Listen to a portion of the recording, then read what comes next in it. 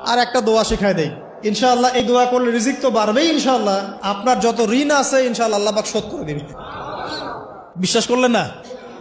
এই দোয়া শিখাই দিচ্ছি, এই জন্য আমাকে হাদিয়া দেওয়া দরকার, স্পেশালি আমাকে এখন হাদিয়া দেওয়া দরকার। এটা গুরুত্বপূর্ণ দোয়া শিখাই দিচ্ছি। আলী রাদিয়াল্লাহু আনহু বলেছেন, কোন ব্যক্তির যদি পাহাড়ের সমানও ঋণ থাকে, এই দোয়া যদি আমল করে আল্লাহ পাক ওই ঋণও শোধ করে দিবেন ইনশাআল্লাহ।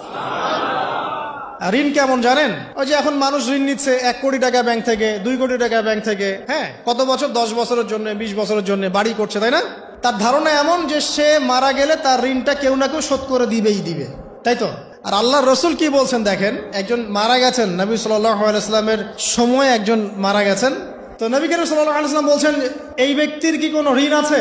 একজন সাহাবী বলেন, হ্যাঁ ইয়া রাসূলুল্লাহ, তো ঋণ আছে। নবীজি বললেন, তোমরা ওর জানাজা পড়ো, আমাকে ডেকো না, তোমরা ওর জানাজা পড়ে নাও, আমি জানাজা পড়তে চাচ্ছি না। আমি এখন কেমন করে আপনাকে বুঝাবো ঋণ কত ভয়ঙ্কর জিনিস?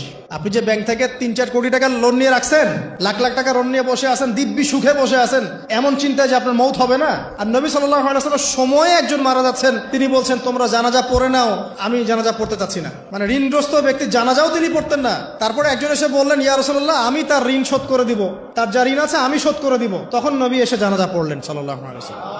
তা আপনার এই কোটি কোটি টাকা ঋণ শোধ করার লোক তো রেডি আছে নাকি? আছে না?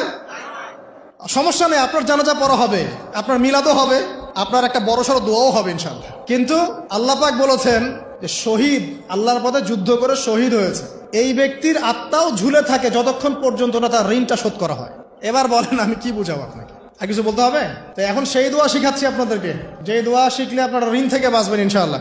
কত দিবেন বলেন? আচ্ছা, হ্যাঁ, এই তো, শুকরিয়া। দোয়া করবেন যেন আল্লাহ পাকের দিনটাকে আল্লাহর জমিনে প্রতিষ্ঠা করতে পারি। আমার সাথে বলেন, দোয়াটা হচ্ছে, আল্লাহুম্মা ইকফিনি বিহালালিকা আন হারামিকা ওয়া আগনিনি বিফদলিকা আম্মান সিওয়াকা। এই দোয়াটা ছোট না, এটা মুখস্থ করবেন, সেজদায় পড়বেন, নামাজের সেজদায় পড়বেন, আত্তাহিয়াতু দরুদ শেষ তারপরে পড়বেন, নামাজ শেষে হাত তুলে করবেন, যখন তখন শেষ রাতটা করবেন, ইনশাআল্লাহ দেখবেন আপনার ঋণ বলতে কিছু থাকবে না ইনশাআল্লাহ। যদি থাকেও, বড় কোনো ঋণ থাকেও, আল্লাহ পাক অন্য কোনো মাধ্যমে এটা শোধ করার ব্যবস্থা করে দিবেন ইনশাআল্লাহ। ইনশাআল্লাহ লালমনিরহাটের 100 একর জায়গায় যত ধান হয়, এতগুলো ধান যদি আপনার আমল নামায় লিখা থাকে, মানে আপনার আমল নামা তাকদিরে আপনার তাকদিরে যদি লিখা থাকে যে আপনি 100 একর জমির ধান খাবেন তারপর মরবেন, আছে না লিখা? একটা দানা কম বেশি হবে?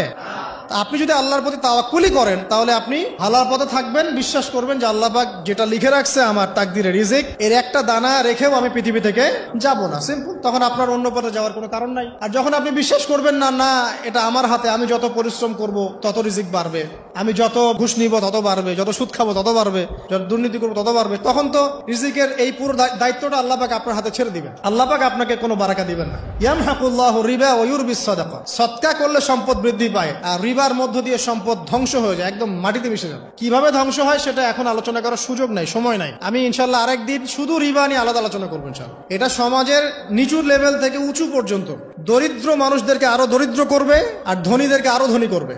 সম্পদ এক শ্রেণীর মানুষের হাতে গিয়ে জমা হয়ে যাবে, সবার হাতে সম্পদ এভাবে সার্কুলেট করতে থাকবে না। আর যখন আপনি জাকাত ভিত্তিক অর্থনীতি চালু করবেন, সদকা করবেন, হালালে থাকবেন, ব্যবসা করবেন, তখন সম্পদ এক হাত থেকে আরেক হাতে ঘুরতে থাকবে।